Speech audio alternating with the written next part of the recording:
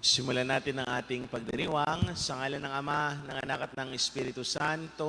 Amen. Ang pagpapala ng ating Panginoong Jesucristo, ang pag-ibig ng Diyos Ama, at ang pagkikipag-isa ng Espiritu Santo naway sumainyong lahat. At sumaiyo rin. Mga kapatid, aminin muna natin ang ating mga kasalanan upang tayo maging marapat na gumanap sa banal na pagdiriwang. Sabay-sabay po tayo, inaamin ko sa makapangyarihang Diyos at sa inyo mga kapatid, na lubha akong nagkasala sa isip, sa salita at sa gawa, at sa aking pagkukulang. Kaya isinasamo ko sa mahal na Birheng Maria, sa lahat ng mga anghel at mga banal, at sa inyong mga kapatid, na ako ipanalangin sa Panginoong ating Diyos. Kaawaan tayo ng makapangyarihang Diyos. Patawarin tayo sa ating mga kasalanan at patnubayan tayo sa buhay na walang hanggan. Amen.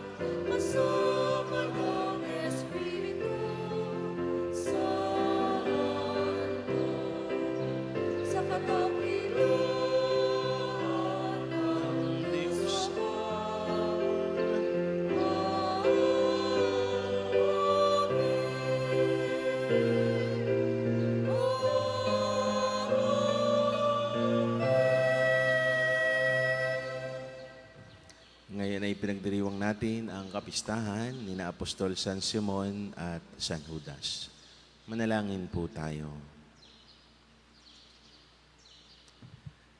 Ama naming makapangyarihan, iyong ipinagkaloob na aming sambahin ang ngalan mo, bunga ng pangangaral ng mga apostol.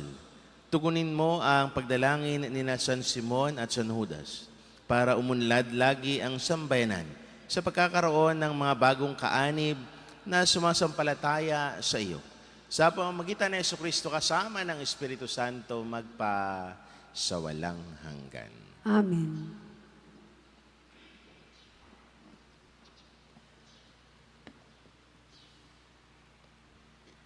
Pagbasa mula sa sulat ni Apostol San Pablo sa mga taga-Epeso.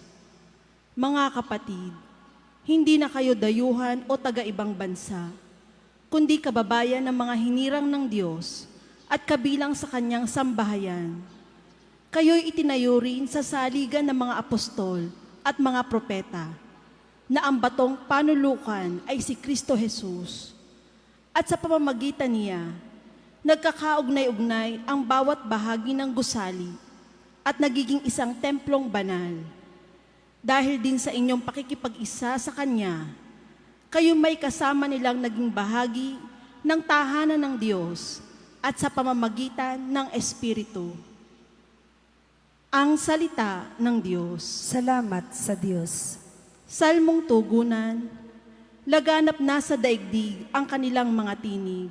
Laganap na sa daigdig ang kanilang mga tinig. Ang langit ay naghahayag na ang Diyos ay dakila. Malinaw na nagsasaad kung ano ang kanyang gawa. Bawat araw, bawat gabi, ang ulat ay walang patlang. Patuloy na nag-uulat sa sunod na gabi't araw. Laganap na sa daigdig ang kanilang mga tinig. Walang tinig o salitang ginagamit kung sa bagay.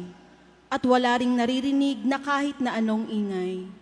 Gayunpaman, sa daigdig ay laganap yaong tinig. Ang balita'y umaabot sa duluhan ng daigdig. Laganap na sa daigdig ang kanilang mga tinig.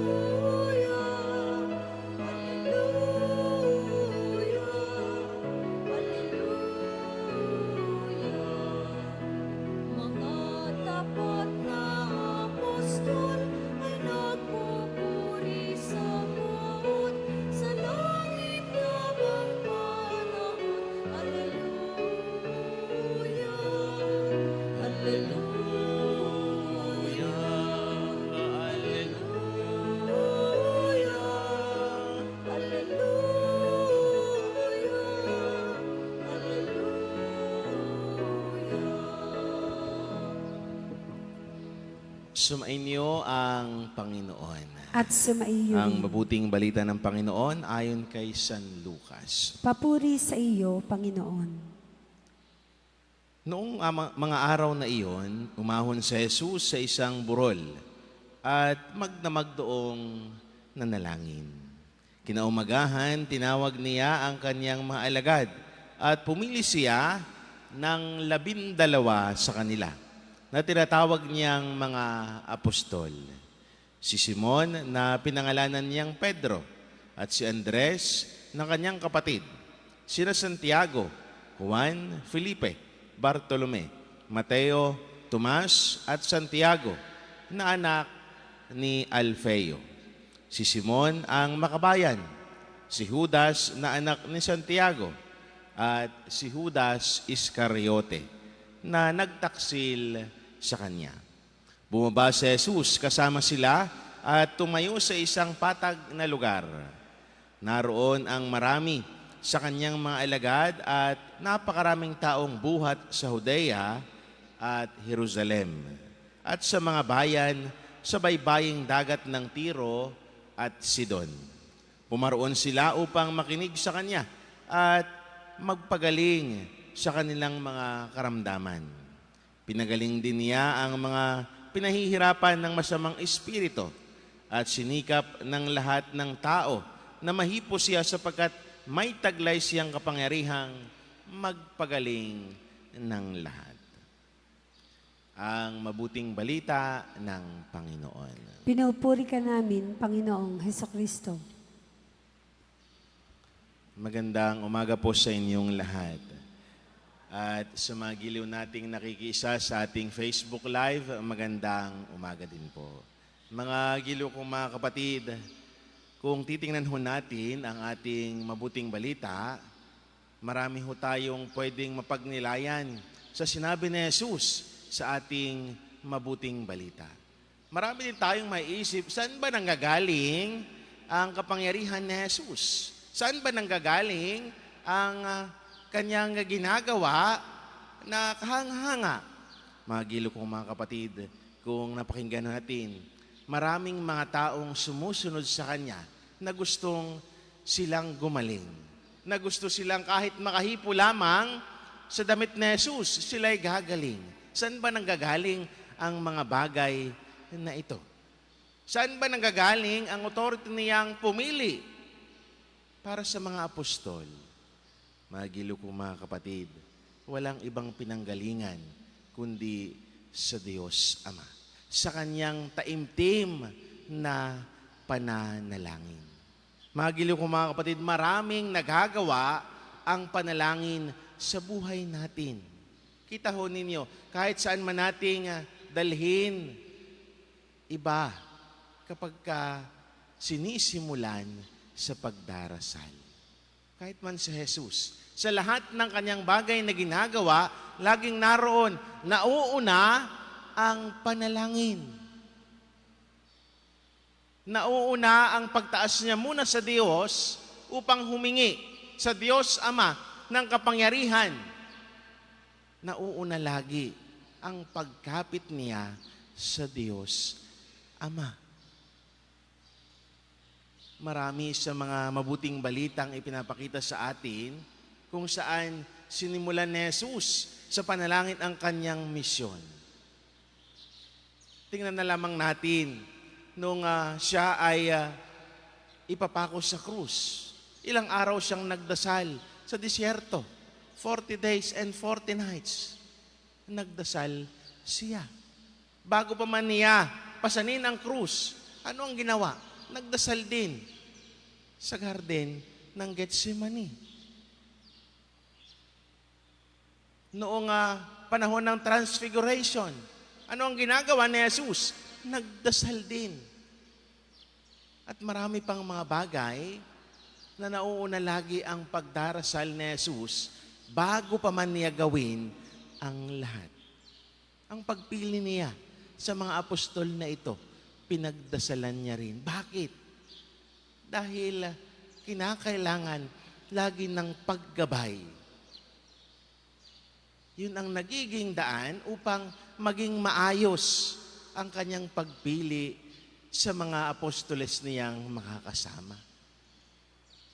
Mga gilo kong mga kapatid, kahit na ang mga santo nating tinuturing na nasa taas na, nasa kay Jesus na, ay marami ding nangyayari dahil sa kanilang pagdarasal.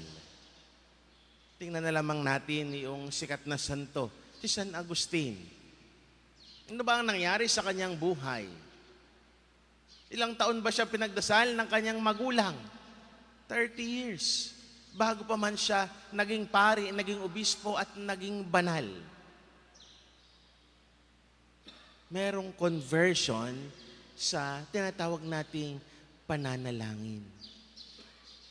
Si San Isidro Labrador, bago pa man siya magtrabaho, anong kanyang ginagawa? Ano ba ang kanya sinasabi? Bakit kung minsan siya ay huli sa kanyang pagtatrabaho? Bakit? Sapagkat siya muna daw ay nagdadasal. Kaya ang kwento nga ng sa kanya ay ang may-ari daw lagi siya nakikitang parang dumodoble sa kanyang paggawa. Bakit? Dahil sa pagdarasal. Hindi napapagod dahil sinisimulan lagi sa pagdarasal. Mga gilo ko mga kapatid, ganun din ho ang paalala sa atin. Marami ang nagagawa ng pagdarasal. Marami ang nagbabago dahil sa pagdarasal. Marami ang nagiging masaya dahil sa pagdarasal. Kaya tingnan ho ninyo, kahit na kuminsan kayo pagod na, pero kapag kayo ay pumunta sa simbahan, nagdasal. Tingnan nyo, paglabas ninyo ng simbahan, malimit, nasa peace of mind na kayo. Malimit, parang naluluwagan yung dinadala sa buhay. Bakit? Dahil alam natin na meron tayong Diyos na makakapitan. Meron tayong Diyos na magbibigay sa atin ng kung ano man ang pangangailangan natin sa buhay. Meron tayong Diyos na masasandalan. Kaya naman dito nga sa ating parokya nakakatuwa, sa bawat araw, hindi nawawalan ng mga nagdadasal. Hindi nawawalan ng lumalapit dito sa simbahan.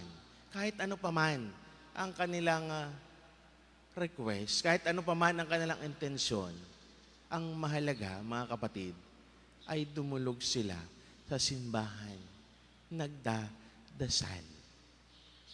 Mga giliw kong mga kapatid, ito din ang paalala sa atin. Kung meron man tayong tatanggalin sa ating buhay, huwag ang pagdarasal.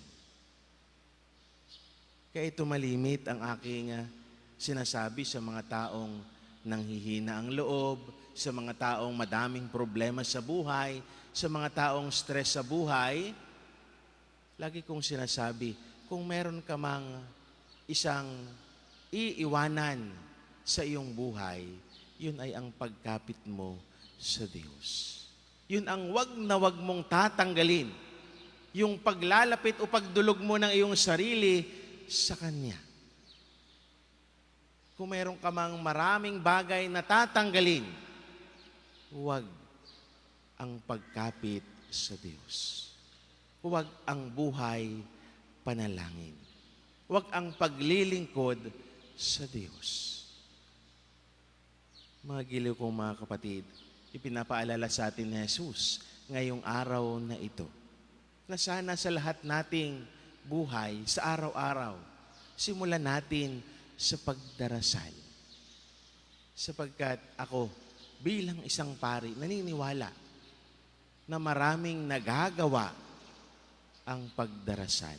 Maraming nagagawa ang pagdulog sa Diyos. Maraming nagagawa ang pagkapit sa Diyos. Huwag na huwag nating tatanggalin sa ating buhay ang ating ugnayan sa Kanya. Kahit sa Jesus, sa lahat ng Kanyang ginagawa, sinisimulan Niya sa pagdarasal.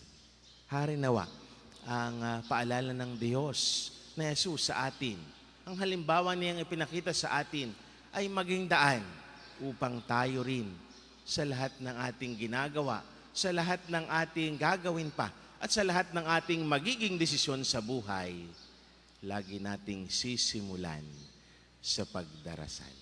Marami ang nagagawa ng pagdarasal. Muli, isang magandang umaga sa inyong lahat. Bilang mga bahagi ng isang gusali na ang pundasyon ay ang mga apostol at mga propeta, ilapit natin ang ating mga kahilingan sa Ama ng may habag. Ama, pagpalain mo kami na hinuhubog mo sa pananampalataya ng mga apostol. Ama, pagpalain mo kami na hinubog mo sa pananampalataya ng mga apostol.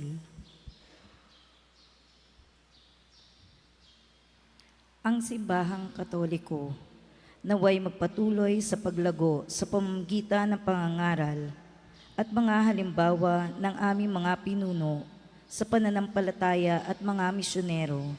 Manalangin tayo sa Panginoon. Ama, pagpalain mo kami na hinubog mo sa pananampalataya ng mga apostol. Tayo naway magkaroon ng sigla at sigasig ni San Simon.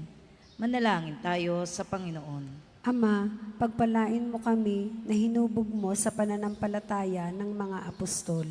Atin nawang tularan ang pagmamalasakit at kababaang loob ni San Judas Tadeo. Manalangin tayo sa Panginoon. Ama, pagpalain mo kami na hinubog mo sa pananampalataya ng mga apostol. Ang mga may sakit, naway pagkalooban ng Panginoon ng kagalingan at bigyan lakas ang mga nawawala ng pag-asa. Manalangin tayo sa Panginoon. Ama, pagpalain mo kami na hinubog mo sa pananampalataya ng mga apostol. Ang mga yumao, naway walang hanggang magtamasa ng kaganapan na mapagligtas na kapangyarihan ng Diyos na matagal nilang pinananabikan. Manalangin tayo sa Panginoon. Ama, pagpalain mo kami na hinubog mo sa pananampalataya ng mga apostol. Ama naming maawain sa aming pananalangin para sa iba. Nawa ay makabahagi kami sa apostolikong paglilingkod ng mga tinawag at pinili. Hinihiling namin ito sa pamamagitan ni Kristo na aming Panginoon. Amen.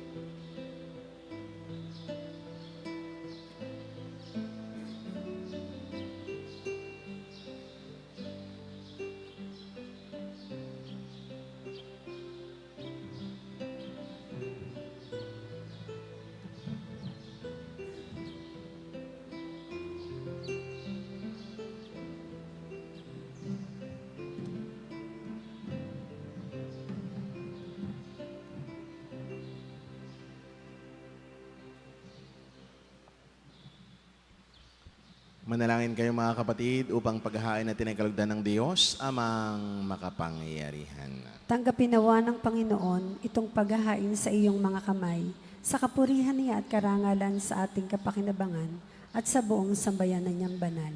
Ama naming lumikha, kaming nagpaparangal sa walang maliw na kadakilaan ni na Apostol San Simon at San Judas, ay nakikiusap na tanggapin mo ang aming mga alay at akayin mo kami sa pagdiriwang na marapat na paghahaing ito. Sa pamamagitan ng Jesucristo kasama ng Espiritu Santo, magpasawalang hanggan. Amen. Sumainyo ang Panginoon. At sumaiyo rin. Itaas sa Diyos ang inyong puso at diwa. Itinaas na namin sa Panginoon. Pasalamatan natin ang Panginoon na ating Diyos. Marapat na siya ay pasalamatan. Ama naming makapangyarihan, tunay nga marapat na ikaw ay aming pasalamatan. Ikaw ang pastol na laging pumapatnubay sa mga kabilang sa nilingap mong kawan. Ikaw ang ginanap na pananagutan ng gilong mong anak at pastol ng tanan. Ang mga apostol ay kanyang mga katuwang sa pagiging pastol na patnubay ng sambayanan. Kaya kaysa ng mga anghel na nagsisiawit ng papuri sa iyo, nang walang humpay sa kalangitan, kami nagbubunyi sa iyong kadakilaan.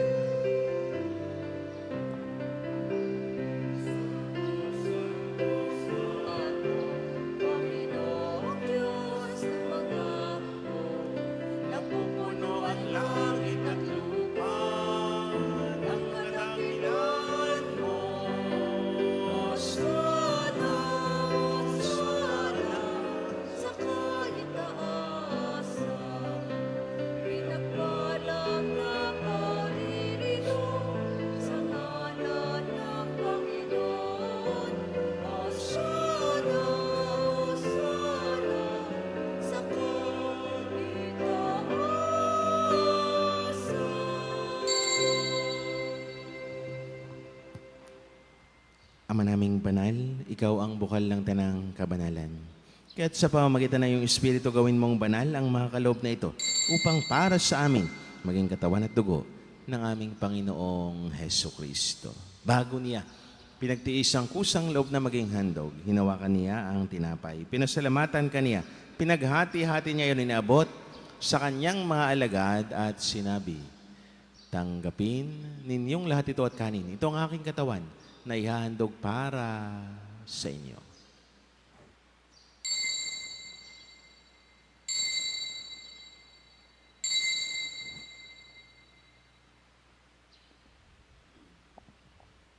Gayon din naman, nang matapos ng hapunan, hinawakan niya ang kalis, muli kanyang pinasalamatan. Iniabot niya ang kalis sa kanyang mga alagad at sinabi, tanggapin ninyong lahat ito at inumin. Ito ang kalis ng aking dugo, ng bago at walang hanggang tipan. ang aking dugo na ibubuhos para sa inyo at para sa lahat sa ikapagpatawad ng mga kasalanan. Gawin niyo ito sa pag-alaala sa akin.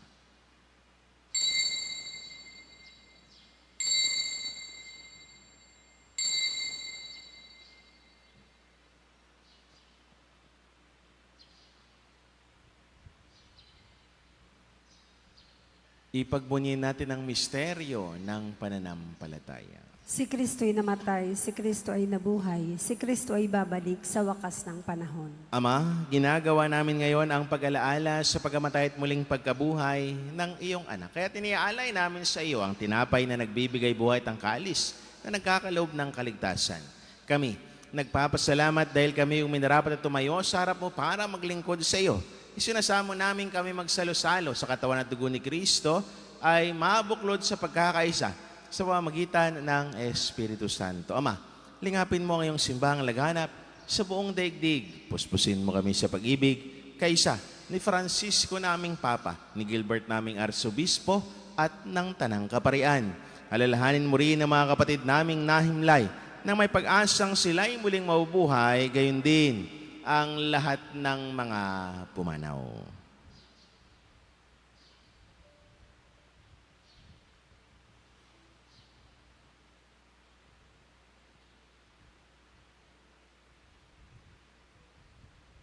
Kawaan mo sila at patuloyin sa iyong kaliwanagan. Kawaan mo at pangindapating kaming lahat na makasalo sa iyong buhay na walang bakas. Kaisa ng mahal na Birheng Maria na ina ng Diyos, kaysa ni Poong San Jose, kaysa ng mga apostol at ng lahat ng mga banal na namuhay dito sa daigdig ng kalugod-lugod sa iyo. May pagdiwang nawa namin ang pagpupuri sa ikararangal mo sa pamamagitan ng anak na aming Panginoong Heso Kristo. Sa pamamagitan ni Kristo, kasama niya at sa Kanya, ang lahat ng parangal at papuri ay sa iyo, Diyos, amang makapangyarihan, kasama ng Espiritu Santo magpa sa walang hanggan.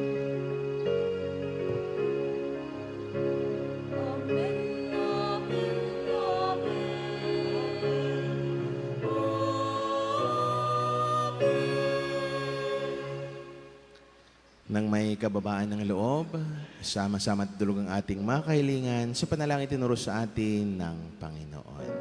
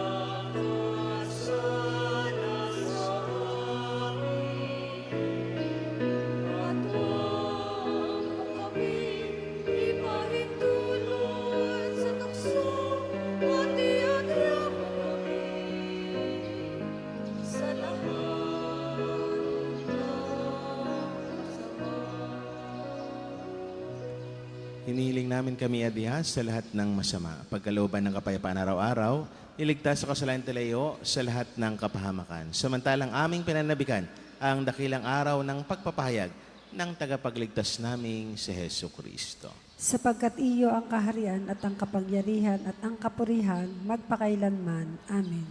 Panginoong Heso Kristo, sinabi mo sa iyong mga apostol, kapayapaan ang iniiwan ko sa inyo, ang aking kapayapaan ang ibinibigay ko sa inyo. Tunghayan mo ang aming pananampalataya at huwag naman ang aming maraming pagkakasala. Pagkalooban mo kami ng kapayapaan at pagkakaisa ayon sa iyong kalooban, kasama ng Espiritu Santo magpa sa walang hanggan. Amen. Ang kapayapaan ng Panginoon ay laging sumainyo. At sumaiyo rin. Magbigayin kayo ng kapayapaan sa isa't isa. Peace be with you po. Kordero ng Diyos na nag-aalis ng mga kasalanan ng sanlibutan, maawa ka sa amin. Kordero ng Diyos na nag-aalis ng mga kasalanan ng sanlibutan, maawa ka sa amin. Kordero ng Diyos na nag-aalis ng mga kasalanan ng sanlibutan, ipagkaloob mo sa amin ang kapayapaan.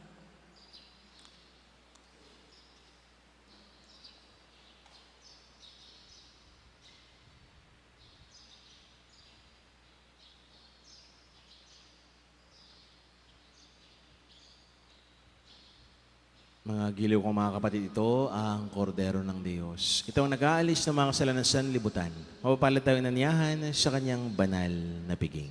Panginoon, hindi ako karapat-dapat na magpatuloy sa iyo, ngunit sa isang salita mo lamang ay gagaling na ako.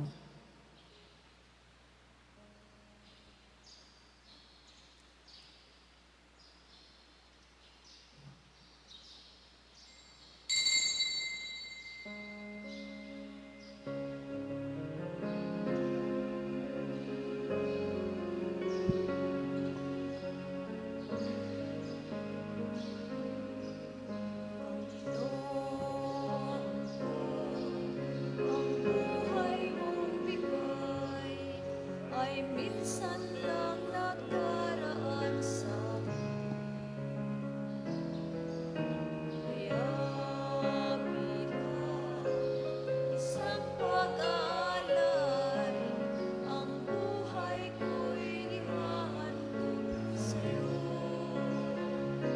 Katulad ko, marami ang tinawag ko upang umayon maglingkod sa ngalan mo. Tanging piling at lagi ng dasal, maging mapalad sana ang gabi.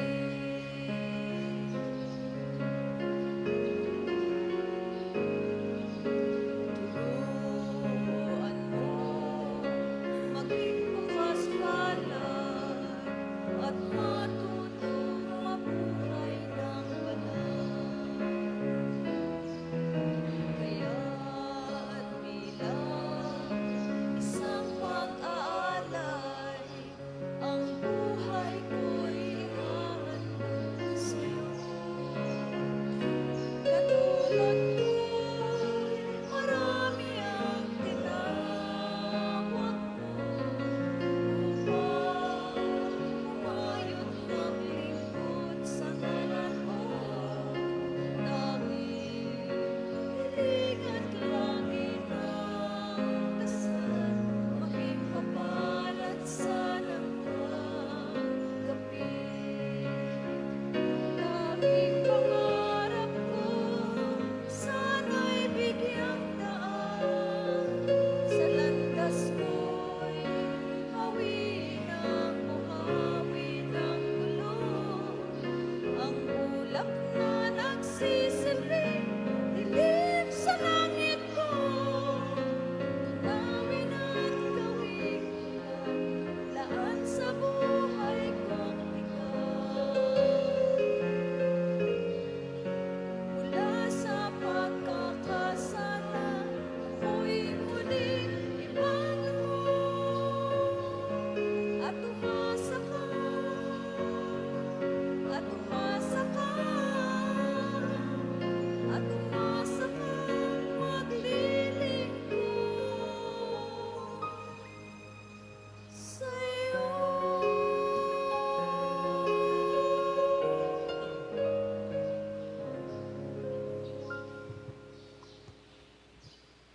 Manalangin po tayo.